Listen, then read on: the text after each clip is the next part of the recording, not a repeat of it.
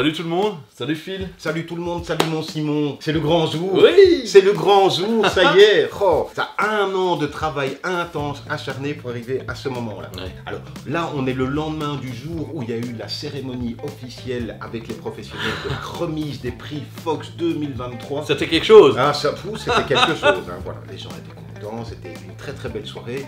Et donc là, aujourd'hui, eh bien, on vient vous livrer enfin les 5 gagnants de la 3e édition du prix Fox. On n'est pas peu fiers. On n'est pas peu fiers. Alors, de nouveau, on est dans la fourberie, ils sont là devant nous. Vous ne les voyez pas, nous on les voit.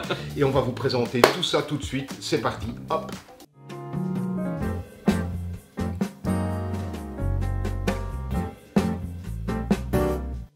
Alors, on va d'abord refaire un petit récap, parce Oui. qu'on aime bien Oui. Voilà, Oui. remettre les points sur les i. Oui, les crottes dans le bon nez. L'église au milieu du village. Oui, la vache au milieu du lait. J'ai rien de Non, plus. sauf rien.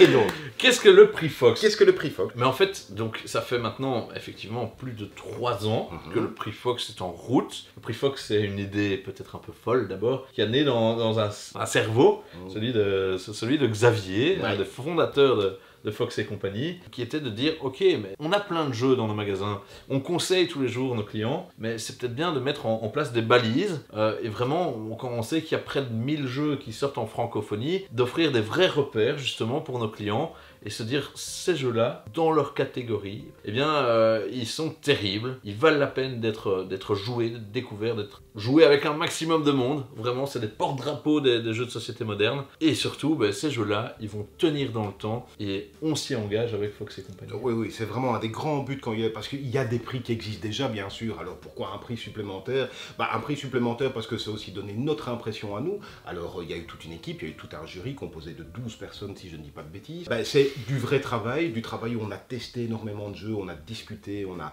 bataillé avec bienveillance, avec gentillesse, bien sûr. Mais donc du coup, on a fait notre choix à nous en fonction de nos pertinents avis. Mais bien sûr, il y a le projet de Fox de dire les jeux qu'on a primés maintenant, on se dit que d'office, ils vont continuer à être dans nos magasins, on va continuer à les conseiller. Ça n'est pas juste, on a donné un petit prix comme ça, tiens, ça fait une somme d'argent pour l'éditeur ou pour l'auteur de jeu. C'est pas du tout le but, c'est vraiment pérenniser un jeu qu'on a trouvé exceptionnel dans une catégorie. Et donc ces catégories, qu'est-ce que c'est? Ah ben voilà, elles sont au nombre de 5. 5. Et on commence avec les chenapans. Les chenapans, c'est nos chérubins. Mais oui. C'est les plus jeunes finalement qui sont les joueurs d'aujourd'hui et de demain. Et c'est génial parce que je pense que ça fait quand même un certain nombre d'années que l'on voit des éditeurs se spécialiser là-dedans. Et tant au niveau du matériel que des règles, etc., on a des vrais jeux de société modernes qui sont taillés pour les enfants et qui sont impeccables. Et ça, vraiment, bravo aux éditeurs, bravo aux auteurs de jeux. Et on l'a vu l'année passée, on l'a vu encore cette année. Oui. Chaque fois, un matériel assez fou dans ces jeux. Alors, il ne faut pas nécessairement un matériel fou, c'est pas ça que je ne dis. Non. Mais parfois, ça aide vraiment déjà à la connexion au jeu et au plaisir ludique. Et puis aussi, on le rappelle souvent parce qu'on a présenté sur la chaîne pas mal de jeux pour enfants, mais on parvient maintenant à sortir des jeux pour enfants où les plus grands enfants ou les adultes prennent du plaisir à y jouer aussi, où ça n'est pas simplement comme quand moi j'étais petit, on jetait un dé, on avançait, voilà, il y a des jeux comme ça, là non, il y a un vrai plaisir ludique, et comme tu l'as dit, c'est les joueurs de demain aussi, donc c'est déjà certains mécanismes comme ça qui vont apparaître et qui vont pouvoir se répercuter sur d'autres jeux un petit peu plus tard. Et donc, ça a été super compliqué. Alors ça a été compliqué dans toute la catégorie, mais en enfant, il y avait des bombes intersidérales de l'atomie du jeu pour enfants, ça a été une année de fou. Mais il y avait eu 3 nominés. Tout à fait. Il y avait eu La Colline au feu follet, qu'on vous a déjà présenté en vidéo également. Il y avait eu Clé magique. Et enfin, il y avait Dodo aussi qui était là. Alors 3 jeux excellentissime. Il y a eu des vidéos pour chacun de ces jeux-là, tout à fait. Bien sûr. On va pas faire traîner plus longtemps parce qu'on a déjà parlé très longuement de ces 3 jeux-là, mais il y a eu un gagnant parce qu'il faut un gagnant, et ce gagnant il est là et tu te précipites dessus et c'est Clé magique. Clé magique. Ah, Clé magique. Clé magique, c'est un bonheur de jeu de société. Alors les 2 autres sont des bonheurs de jeux de société aussi. Il fallait en choisir un.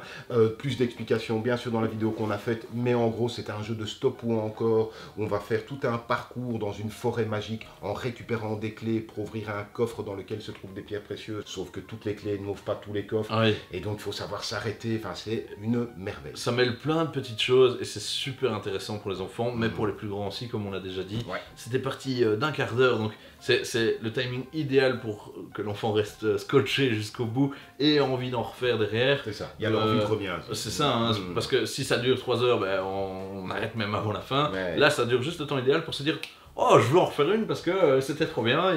Et donc, oui, ce moment magique où on teste la clé, Oui. est-ce qu'elle va ouvrir Oui, ou pas ce coffre, oui. c'est formidable, c'est tout bon, c'est clé magique. Alors, une autre catégorie, mon bon Simon. Mais- Alors, la catégorie, qu'est-ce que tu veux faire? Je propose qu'on fasse un peu le grand écart Oui.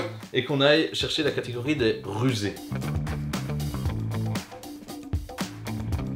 Un nom qu'on avait choisi, vous avez vu qu'on a donné des noms de catégories qui ne sont pas celles des autres prix, où il y a familial, expert. Ben non, on comptait mettre l'accent aussi sur rusé, ça nous paraissait plus pertinent que expert, qui Tout à tout de fait. suite tendance peut-être à exclure certaines personnes en disant mais moi je ne suis pas un expert. Non, rusé, c'est parce qu'il y a un mécanisme qui nous paraît suffisamment rusé, intelligent, réfléchi pour pouvoir y jouer. Et c'est vraiment une catégorie qui va voir les jeux où effectivement il faut faire un effort de réflexion, de stratégie pour y prendre du plaisir. Parce que si c'est juste pour ne pas réfléchir, faire un jeu d'ambiance ou de hasard, le jeu ne plaira pas à cette personne-là. Ouais.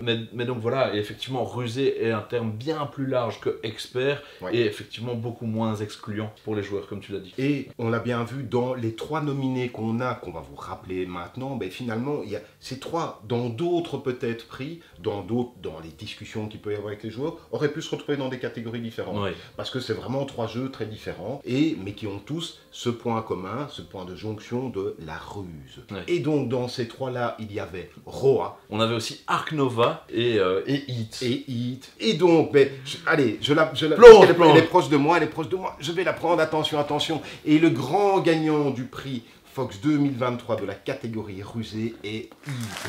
Alors Heat qui nous a particulièrement plu parce que le mécanisme est très très malin. Alors il y avait, ouais mais c'est des courses de voitures, moi je suis pas course de voiture, j'aime pas les voitures, je préfère le vélo, tout ça. Machin, Alors le jury est très mixte et Ouais. la question a été assez rapidement Ouais. tranchée en disant non, c'est pas un thème qui est bloquant du tout et les voitures peuvent plaire aussi bien aux filles qu'aux garçons. Mais On est clairement. quand même en 2023 dans Voilà. le jeu. Je suis pas spécialement un fan des jeux de voiture, mais là c'est la mécanique qu'il y avait derrière, le mode championnat qu'il y a, cette boîte est remplie, là je sais à peine la tenir. C'est ça, Donc, en fait on a déjà un jeu qui est excellent dans sa version classique on va dire, Heat, on fait notre course avec X tours et c'est réglé entre guillemets, c'est déjà très très bon, mais le développement va beaucoup plus loin, avec comme tu dis des championnats, des météos, avec des améliorations, c'est complet. mais C'est oui, hyper il y complet. a plein de modes de jeu différents, hein. Il y a un mode de jeu classique, on peut le complexifier, il y a le mode championnat, et il y a tout du long, dès la partie de base qu'on peut avoir, énormément de ruses. On est très très content de primer celui-ci.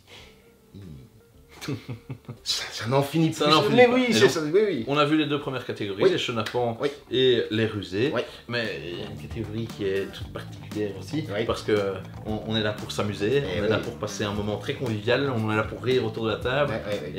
et que le jeu soit un vecteur de bonne ambiance, Évidemment. et donc on a la catégorie des déjantés.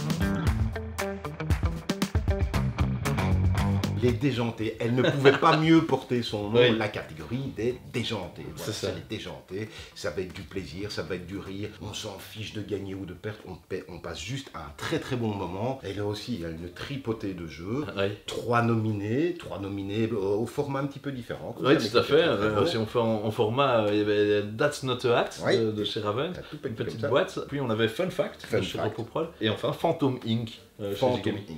Oui. Et le grand gagnant Le grand de cette gagnant. année de la catégorie des déjantés. Boum, Phantom Inc. Oui. Phantom Inc. T'as vu, j'ai levé les Oui.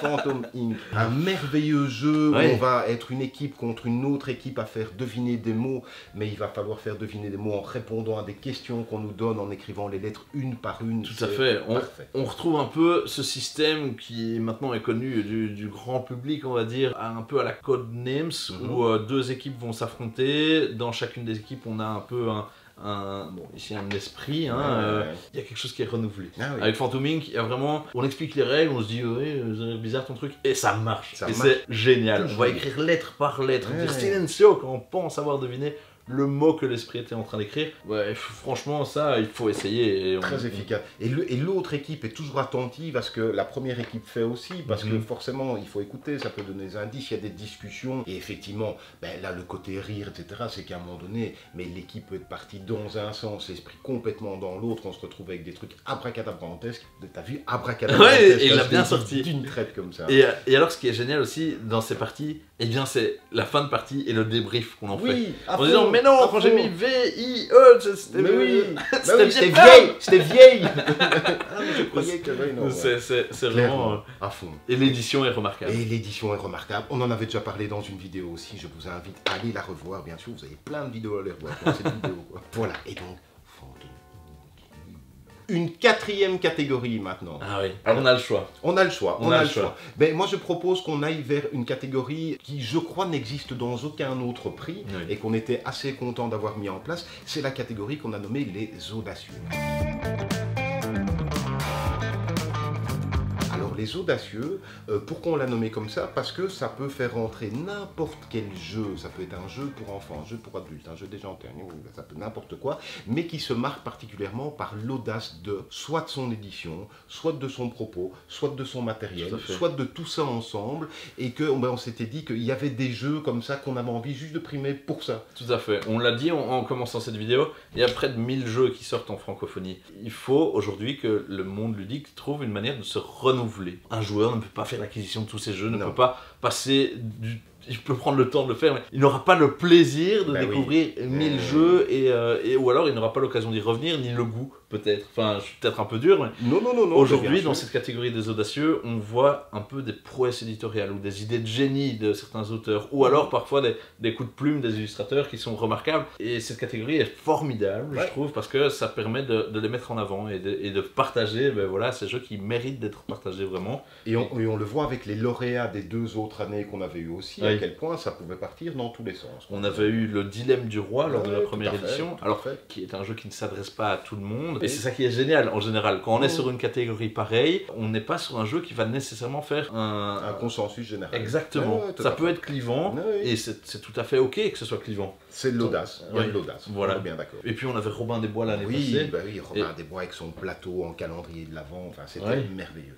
Et cette année, dans les 3 jeux qui étaient là aussi, parce que là, il y avait cette peur. Est-ce que chaque année, on va pouvoir trouver des audacieux? Mais on en a trouvé plein. Et dans ces plein, il y en avait 3 qui étaient restés. Et donc, il y avait dans ces 3-là, il y avait Alice is Missing. Alice is Missing, il y avait Two Room and a Boom. Et il y avait Trax. Oui, tout à fait. Trax aussi. Donc, 3 jeux assez différents aussi, clairement. Différents. Et qui pouvaient peut-être se trouver dans d'autres catégories.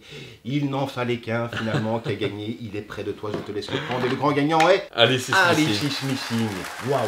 Alice is Missing, ça a été une claque, vraiment. C'est-à-dire que c'était quelque chose qu'on ne connaissait pas avant et qui est tout à fait merveilleux. Tu vas nous le pitcher un petit peu. En fait, c'est vraiment une expérience à vivre. On est un peu dans le jeu de rôle, mais qui est très particulier parce que chaque joueur va se voir assigner un ami, une connaissance, un proche de Alice qui a disparu, si vous avez compris un peu le titre l'anglais, le titre du jeu.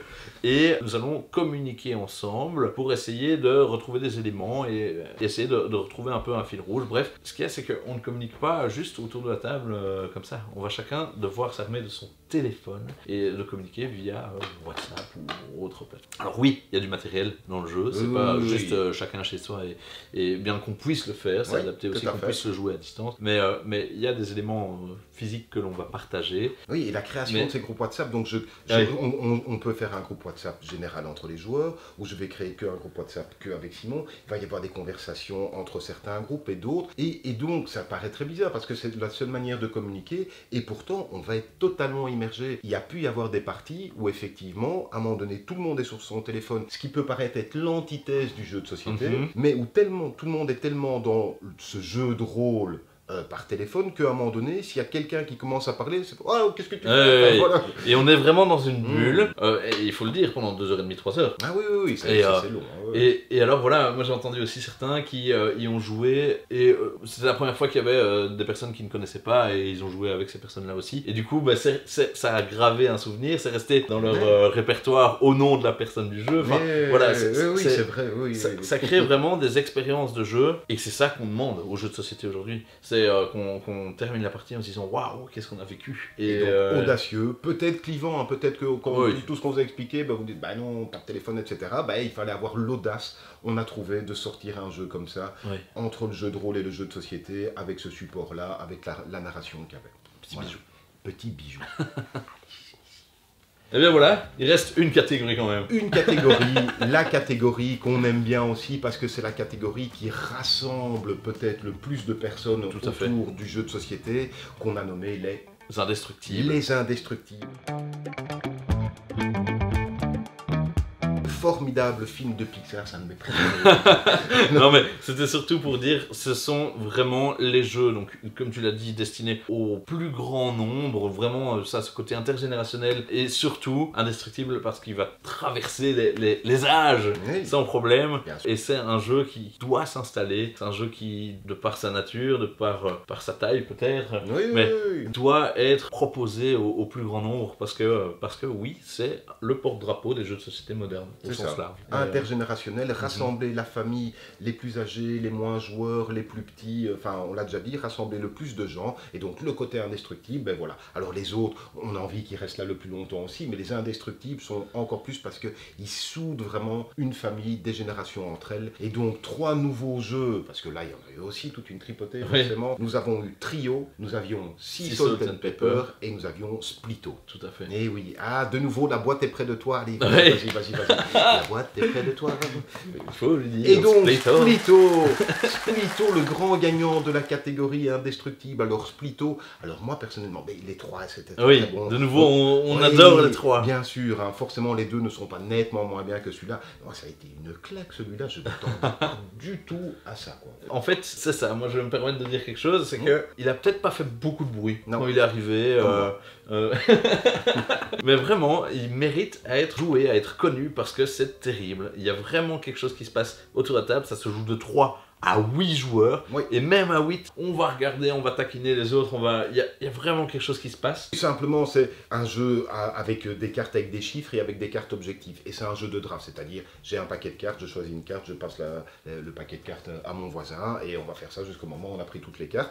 Et quand je vais prendre une carte, cette carte, je vais la mettre soit à ma gauche, soit entre le joueur de gauche et moi, soit entre le joueur de droite et moi. Et donc, du coup, ce sera des cartes soit avec des chiffres, soit ce sera des cartes objectifs. Et le but, c'est de marquer le plus de points avec les objectifs qu'on aura mis à gauche et à sa droite. Et donc on va créer des alliances avec ses voisins, mais qui eux-mêmes vont créer des alliances avec leurs propres voisins ici. Et donc on va multiplier nos scores de gauche et de droite comme ça. Et donc il faut jouer sur les 2 tableaux. Et il faut jouer sur les 2 tableaux, parce que si vous faites 11 points sur la droite et 1 sur le côté gauche, ça fera que 11 points. Voilà, donc du coup il va falloir doser ça. Il y a une petite part de négociation, et donc du coup tout autour de la table ça peut discuter comme ça.